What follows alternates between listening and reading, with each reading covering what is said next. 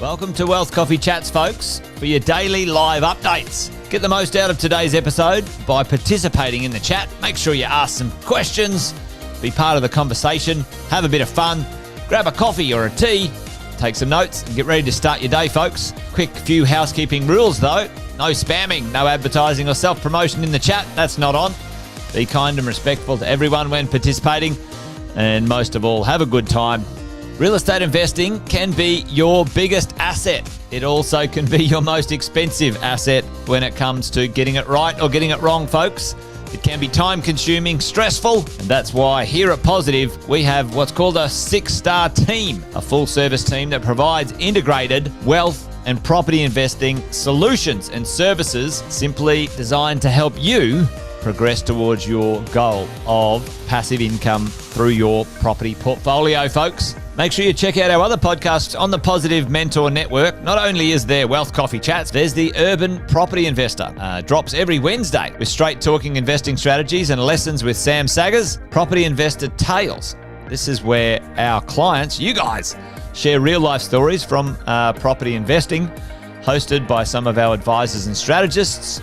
And that's done every fortnight, dropping every Monday. Wealth, Wine and Wisdom, folks, that debriefs the week that was in the world of finance and property, hosted by yours truly, Jason Witten and Andy Fenton on Fridays. Hey, good morning, folks.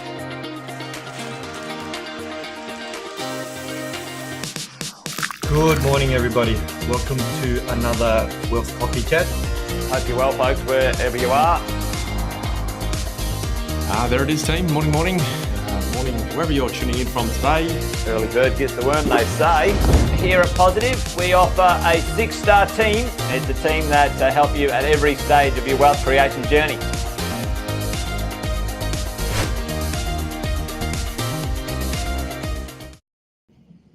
Morning, folks. Happy Wednesday. Property management team's back at it. I think I've clicked a few buttons here on the mic, so hopefully you can hear me.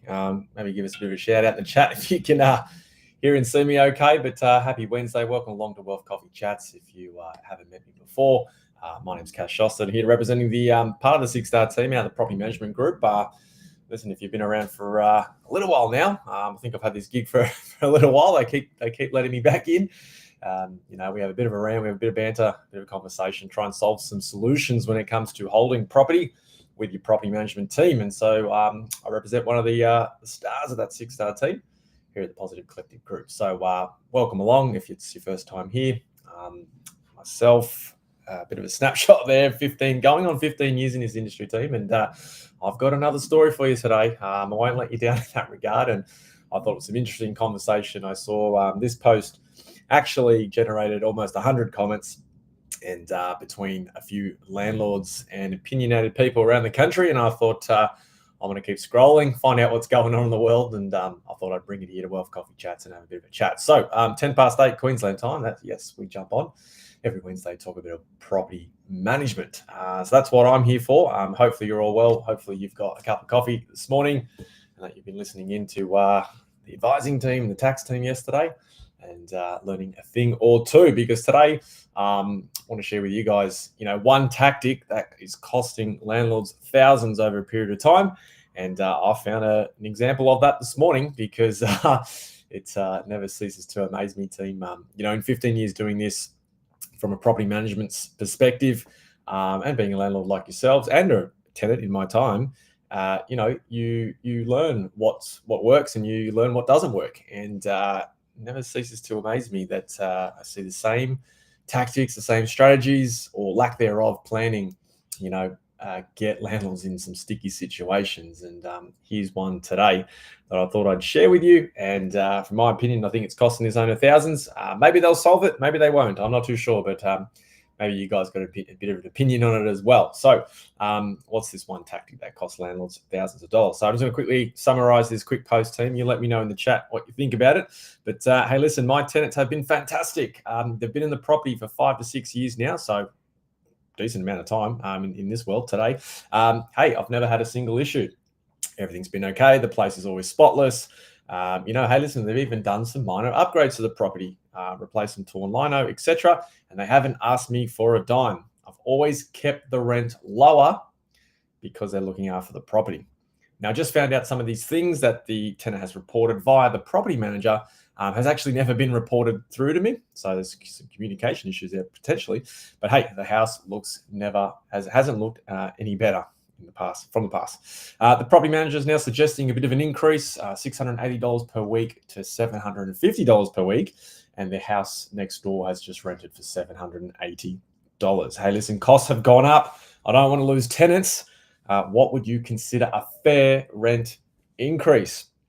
Now, hey, if you've been in this scenario, pop a comment in the chat. Let me know, because I've seen this one time and time again. What's a fair rent increase amount, given I've got a tenant who's looking after the property really well? I've had this myself, where I've had a tenant for a period of 3 years. They keep renewing the lease, never really complained about any maintenance. We got things fixed as things came forward, but essentially it was, little to no headache over tenancy. It was great. They looked after the property. We tried to look after them.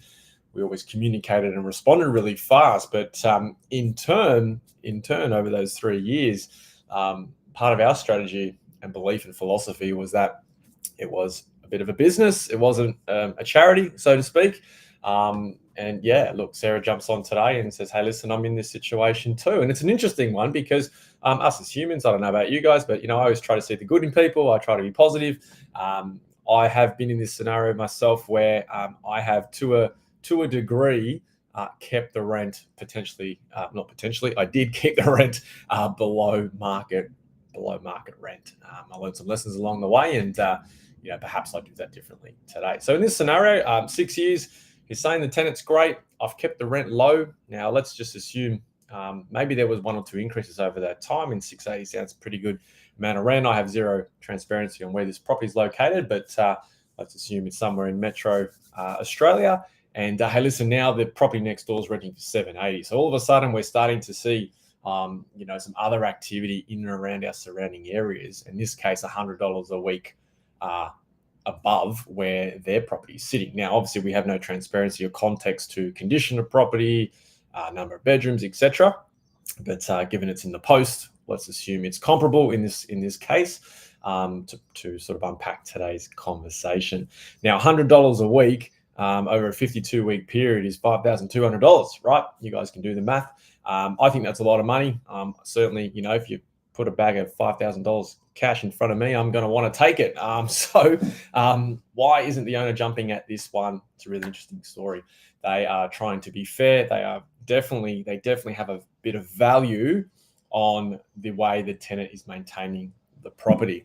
Now, all of a sudden, they're saying, hey, listen, costs have gone up. Now, what are costs? Holding costs, interest rates, repairs, who knows? There could be a range of different things that you guys as landlords and investors know. We've got some things to maintain and repair along the way, just like we would our car, just like we would anything else in our world. So in this scenario, he's got a bit of dilemma. Do I miss out on potentially $5,000 in my bank account over the next 12 months and leave it as is, as I have been for the last 5 or so years?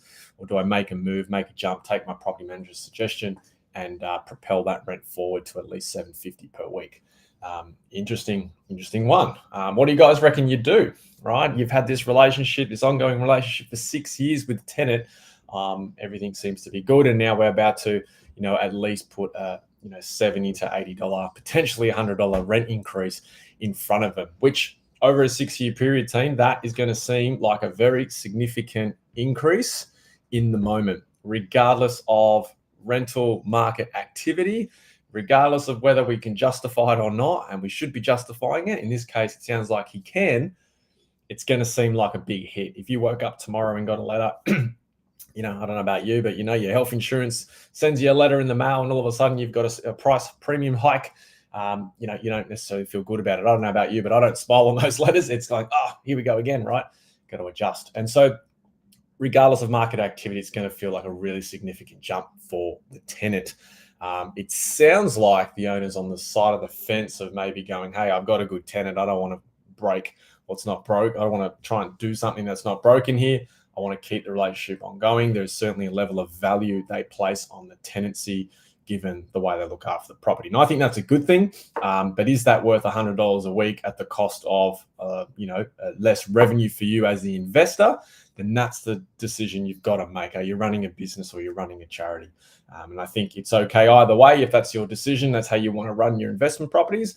But when you've got no increase here, in this case, it sounds like over 5-6 years, is going to feel like one significant rental increase in the moment that potentially busts their budget anyway. And if it busts their budget, I think you're doing a disservice to them. And I actually think they're going to more than likely want to vacate anyway, right? And this is the challenge that landlords are going to go through. And so we've tried to do the right thing by the human over the last few years. And now we've got to a point where costs are starting to creep up on us.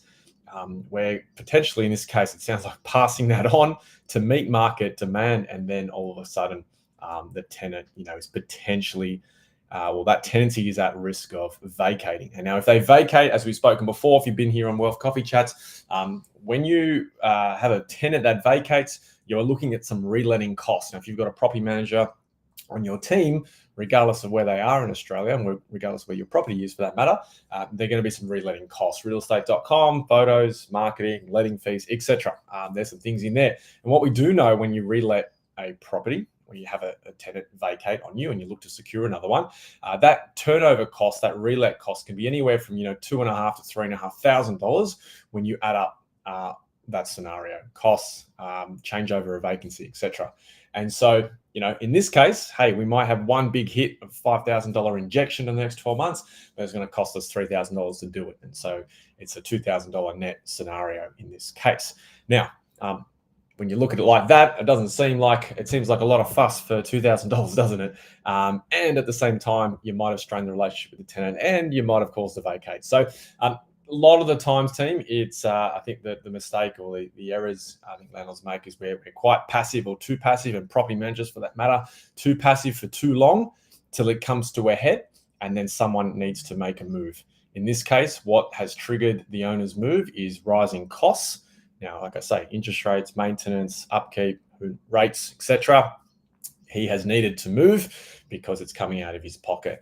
Now, what could be a solution to this is, right, now some may disagree. I don't really have an opinion either way here, but for those that have a property in the ACT, the way they review their rents, as the sun goes down, that got really dark here all of a sudden. Don't know what happened there, team. In ACT, when you look at rent increases, it's based on a CPI calculator. And so you can punch in, where your rent is, and then the CPI calculator will tell you what you potentially, give you a recommendation around that. Now, maybe that's a fairer way to do it because there are consistent levels of rent increase based on inflation, based on CPI, but they're not as significant potentially. Now, there's some things around that you need to know, but in the crux of it, that's kind of how it works. Now, it doesn't apply in other states and territories necessarily, but in here, it's just based on market data, comparable properties, et cetera. But the decision was to be passive for 5 years, and now we've got one big hit. So what is the solution? I think, certainly don't underestimate that annual rent review.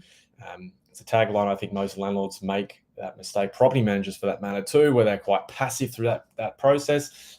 Team, pretty much across Australia, you get one chance a year, one shot. Your rent increases can only happen once a year. It must be 12 months from the one prior. And so you get one shot. And so if you're passive about it, you don't action anything when you potentially could, you're going to find yourself waiting another 12 months, in which case at some point it will catch up to you. In this case, it has for this particular owner. And honestly, it generated 100 comments, and you could read those comments, and I think 99% of them are not correct. Anyway, that's my opinion. But what could we do better? So next time, team, you've got that opportunity to do a rent review. Now, depending on where you are, 60 to 90 days prior to the end of the fixed term, and given it's been 12 months since the last one, you can chat to your property manager and have a conversation about, a few things around that rent increase. Number one, what's the tenant's intention? Are they looking to stay or looking to go? That might differentiate your conversation and dialogue with them. Comparable properties, we always say, according to who compared to what. Don't trust the data. What research are you doing yourself to verify the information that's being put in front of you by wherever that may be coming from. So comparable properties, realestate.com, you can find out what's listed. In this case, he found out there's a property next door for $780. Imagine if you did that 3 years ago, you might have gone from $680 to $720. And so that's my point here, team. We can look at market information on realestate.com, SQM research. We can find out all the information to provide a bit of a landscape on where things might sit in the marketplace. But when you get to that point, that conversation with your property manager, certainly verify that research. I think in this case, what could they have done better over the last 5 years? Potentially actually spending some time and some research every year, once a year, which only takes about 10 minutes, team. It's not a lot of time. It's not a week. It's not a week. It's 10 minutes of your time. And your property manager should be doing this for you anyway, let's be honest. But verify the data. And maybe what could have been a better scenario over the last 5 years is having a more consistent level of increase at a smaller margin based on what that market was doing. Because is the reality in the last few months that it's gone up $100 per week? Not necessarily. There was a bit of spike depending on which area around the country your investment properties are. But, maybe there was a $20, $25 rent increase over the last 4 years, in which case we still would have got to the same number, but a $20 increase isn't going to bust the tenant's budget and cause a vacate. And so that might be a more appropriate, more sustainable, more consistent strategy and plan to, one, increase your revenue over a period of time to combat or offset your rising costs. But at the same time, ultimately keep the tenant happy.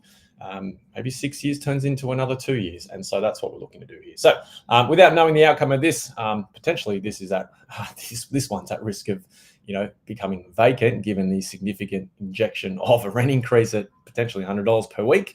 Now, we haven't even mentioned, we're saying, hey, the opportunity here is to add an extra $5,000 per year. What's the actual opportunity cost now, team, for the last 3 to 4 years, 5 years maybe, of not increasing that rent over a period of time? $20 the first year, there's $1,000, $25 a week. This year 2, there's another $1,500, so on and so on. And so all of a sudden, maybe over the last 4 to 5 years, there's been almost like $10,000 in lost opportunity rent not collected because we were being nice. That's essentially what I read into this.